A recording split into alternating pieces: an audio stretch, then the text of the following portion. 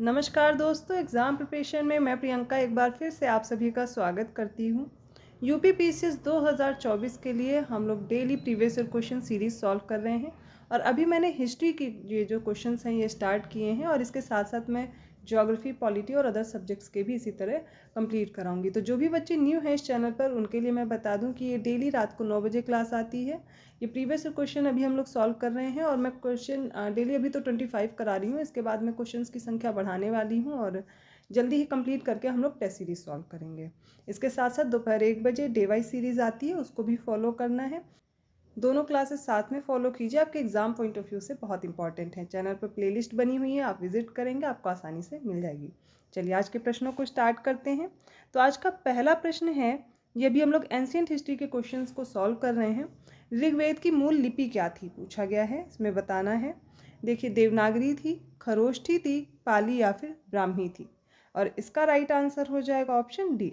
ऋग्वेद की जो मूल लिपि थी वो ब्राह्मी लिपि थी। अब देखिए अगला प्रश्न है, वैदिक कर्म कांड में होता या फिर होत्र लिखा होता बहुत जगह, इसका संबंध किससे है? ऋग्वेद से, यजुर्वेद से, सामवेद से या फिर अथर्ववेद से?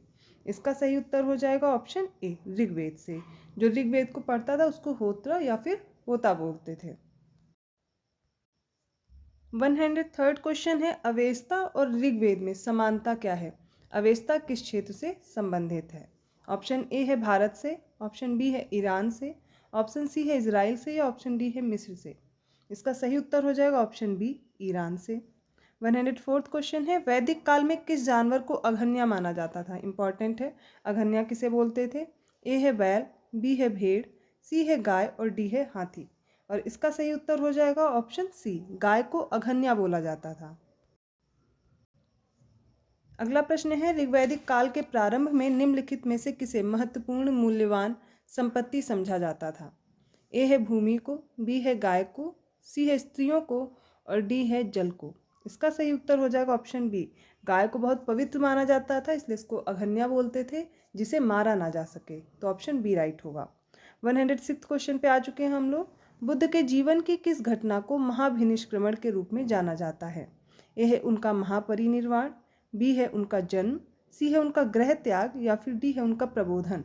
तो यहाँ महाभिनिष्क्रमण जो ये शब्द यूज़ किया गया है, इसके लिए इसका सही उत्तर हो जाएगा option number C.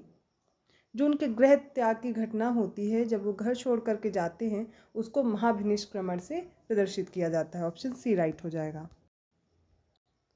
107th question है, गौतम बुद्ध की माँ किस वंश से संबंधित थी? ए है शाक्य वंश, बी है माया वंश, सी है लिच्छवी वंश या डी है कोलीय वंश?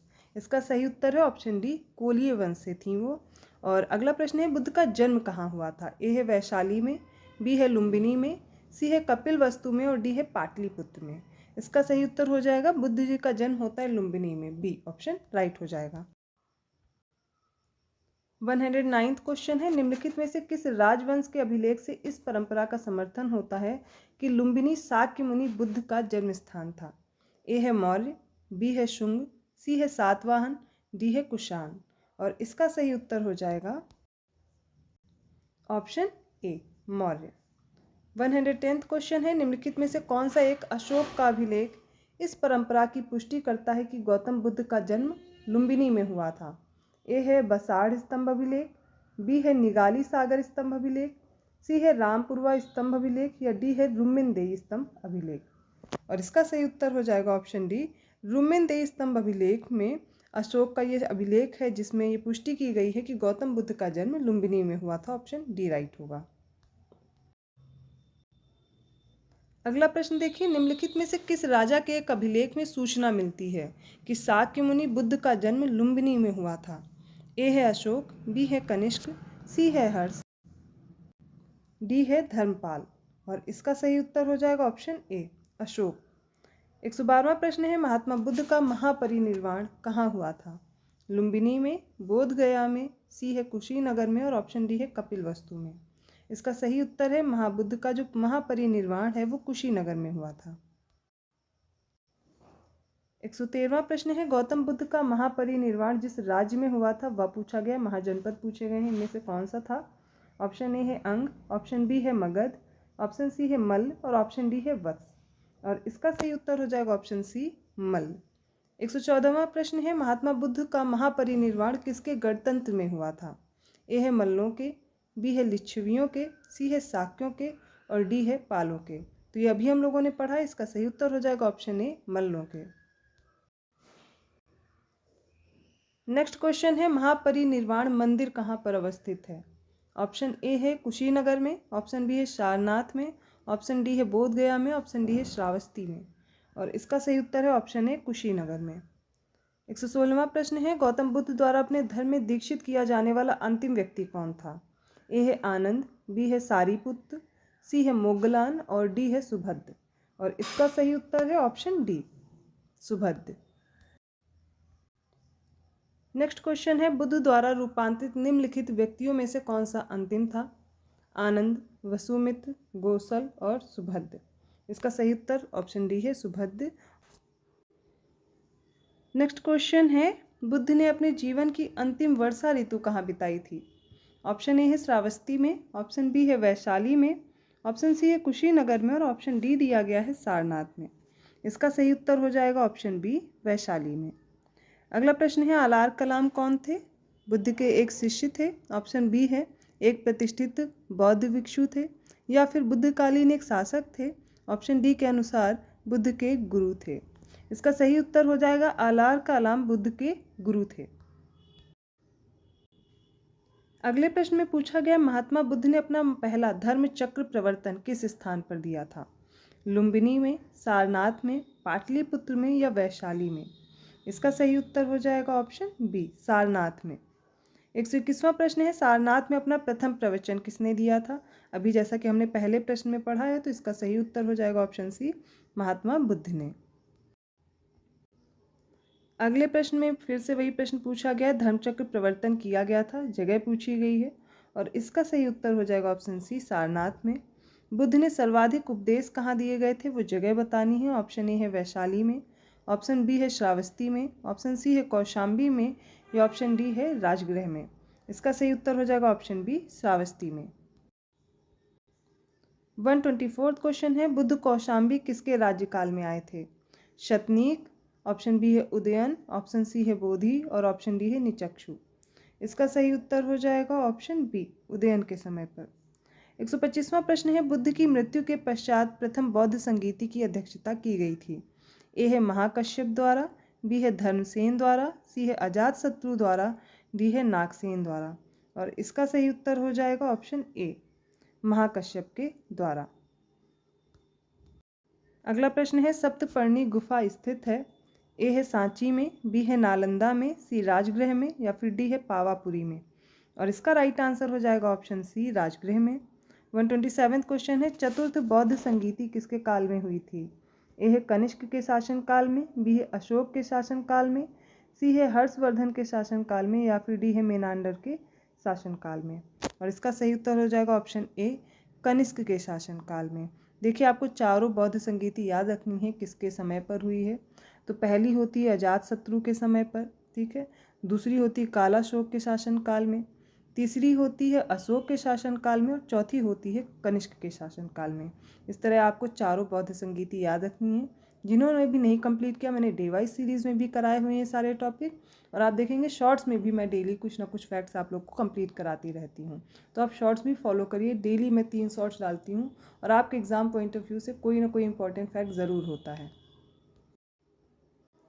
अगले प्रश्न में बताना है, निम्नलिखित 4 स्थानों में हुई बौद्ध संगीतियों का सही कालक्रम क्या है? ए है वैशाली, बी है राजगृह, 3rd नंबर पे है कुंडलवन और 4th है पाटलिपुत्र। तो इनको बौद्ध संगीतियों के अनुसार सही क्रम में लगाना है। देखिए, इसका सही उत्तर हो जाएगा सबसे पहले राजगृह, राजगृह के बाद वैशाली, फिर पाटलिपुत्र और लास्ट में हो जाएगा कुंडलवन। इस प्रकार आपको ऑप्शन याद रखना है 2 1 4 3 इंपॉर्टेंट है और इसको इसी तरह आप प्रिपेयर कर लीजिए, ऑप्शन डी राइट हो जाएगा। नेक्स्ट क्वेश्चन है, द्वितीय बौद्ध संगीति का आयोजन कहाँ हुआ था? राजगृह में, वैशाली में, पाटलिपुत्र में या फिर काशी में? और इसका सही उत्तर हो जाएगा ऑप्शन बी वैशाली में। प्रथम बौद्ध संगीति का आयोजन किसके शासनकाल में हुआ? अनिरुद्ध के शासनकाल में, अजातशत्रु के शासनकाल में, बिंबिसार के शासनकाल में या उदयभद्र के शासनकाल में? जैसा कि मैंने अभी आपको बताया भी था कि अजातशत्रु के शासनकाल में प्रथम बौद्ध संगीति का आयोजन हुआ था। अगला प्रश्न देखिए, निम्नलिखित में से किस नगर में प्रथम बौद्ध सभा आयोजित की गई थी? नालंदा, गया, राजगीर और बोध गया। इनमें से बताना सही उत्तर क्या होगा, और इसका राइट आंसर हो जाएगा ऑप्शन सी, राजगीर। अगले प्रश्न में देखिए 2 सूची दी गई है, ठीक है। अब देखिए बुद्ध से संबंधित जो घटनाएं हैं उनके अनुसार 2 सूचियां हैं और इनको आपस में मैच करना है। पहली सूची में जन्म दिया गया है, प्रथम प्रवचन है, महाबोधि और त्याग है। दूसरी लिस्ट में पहले बोधि वृक्ष है, धर्मचक्र प्रवर्तन है, घोड़ा है और कमल है। अब इन प्रतीक को इन घटनाओं के साथ मैच करना है। देखिए अब इसका राइट आंसर, आपका जो आंसर है वो आपने कर लिया होगा, मैं बताती हूँ। जन्म के लिए आपको याद रखना है कमल से प्रदर्शित करते हैं, प्रवचन को धर्मचक्र प्रवर्तन बोलते हैं, महाबोधि आप बोधि वृक्ष याद रखिए, और त्याग के लिए जो घर का त्याग करते हैं वो घोड़े से प्रदर्शित करते हैं। यहाँ पर ऑप्शन डी राइट हो जाएगा, 4213। अगला प्रश्न है, कर्मापा लामा तिब्बत के बुद्ध संप्रदाय के किस वर्ग का है? ऑप्शन ए है गेलुगपा, ऑप्शन बी है कंग्यूपा, ऑप्शन सी है साक्यपा या ऑप्शन डी है लिंगमापा। इसका राइट आंसर हो जाएगा ऑप्शन बी, कंग्यूपा। 134th क्वेश्चन है, महात्मा बुद्ध के समय में निम्नलिखित कथनों में से कौन सा सही दिया गया? अभी स्टेटमेंट देखिए, उनके अनुसार उत्तर देना है। पहला स्टेटमेंट है उनका जन्म कपिलवस्तु में हुआ था। दूसरा स्टेटमेंट है उन्होंने बोध गया में ज्ञान प्राप्त किया था। तीसरा स्टेटमेंट है उन्होंने वैदिक धर्म को अस्वीकार किया था। और चौथा स्टेटमेंट है उन्होंने आर्य सत्य का प्रचार किया था। इसका सही उत्तर हो जाएगा ऑप्शन डी। चारों ही स्टेटमेंट आपको सही दिए गए हैं, चारों ही याद रखने हैं।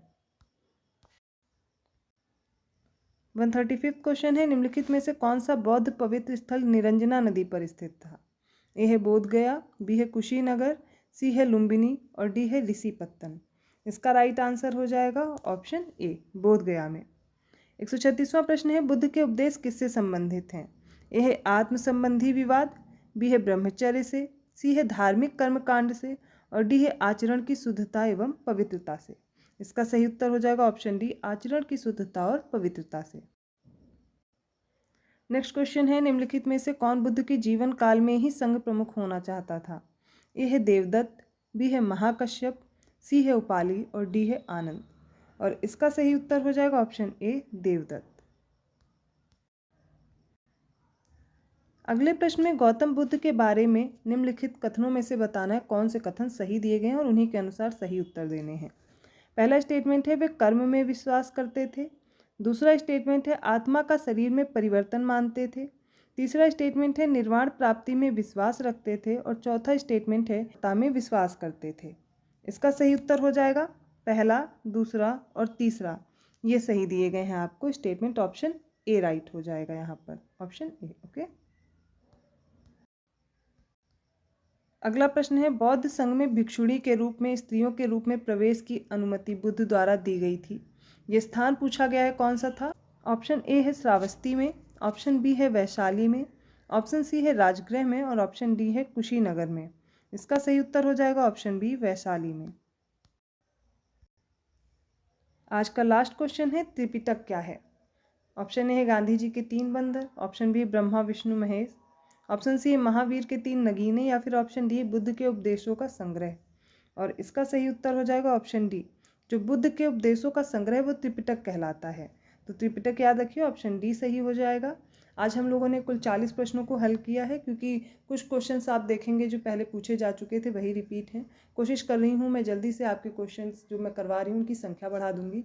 आप लोग इसी तरह इस सीरीज़ को फॉलो करते रहिए। कोई भी प्रॉब्लम है, कोई भी आपको डाउट है, आप क्वेश्चन मुझसे पूछ सकते हैं, मैं आपको ज़रूर आंसर करने की कोशिश करूँगी।